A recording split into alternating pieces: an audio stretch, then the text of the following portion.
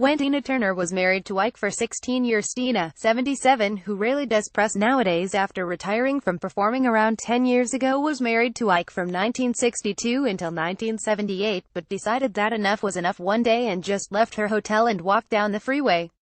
The superstar explained on the Jonathan Ross show it was very difficult and dangerous because Ike was a violent person and at that point he was on drugs and very insecure. I had no money. I had no place to go. But I just took a chance. I said the way out is through the door, and while he was on one of his sleeping times, I just left the hotel, went out the kitchenway and down to the freeway. I remember something. During that time, I didn't measure the speed of a car and I was running across the freeway and this big truck was coming and it beeped its horn and it felt like it was over me and I thought, well, I won't try that again. But I had to cross that freeway to actually get to the hotel across from where we were working. Tina opened up about her marriage on the Jonathan Ross show. I was running across the freeway and this big truck was coming and it beeped its horn and it felt like it was over me and I thought, well, I won't try that again. Tina Turner. Jonathan then asked, so you took your life in your hands just to get away from there? To which she replied, yes, yes. Tina continued, he kept everything.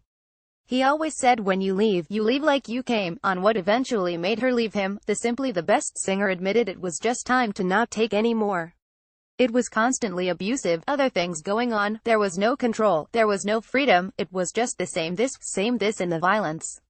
You just get fed up and you say, life is not worth living if I'm going to stay in this situation. I stayed there as long as I did because I was trying to help. I was trying to help him from the beginning when he told me about his life and how hard it was for him to get a career going, and I promised him that I would never leave him.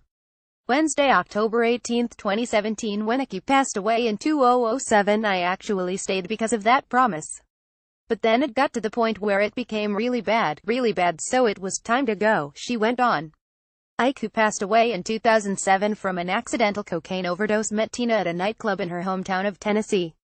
The pair began recording together when she was 19 years old, with the smash hit River Deep, Mountain High being amongst the tracks they were best known for.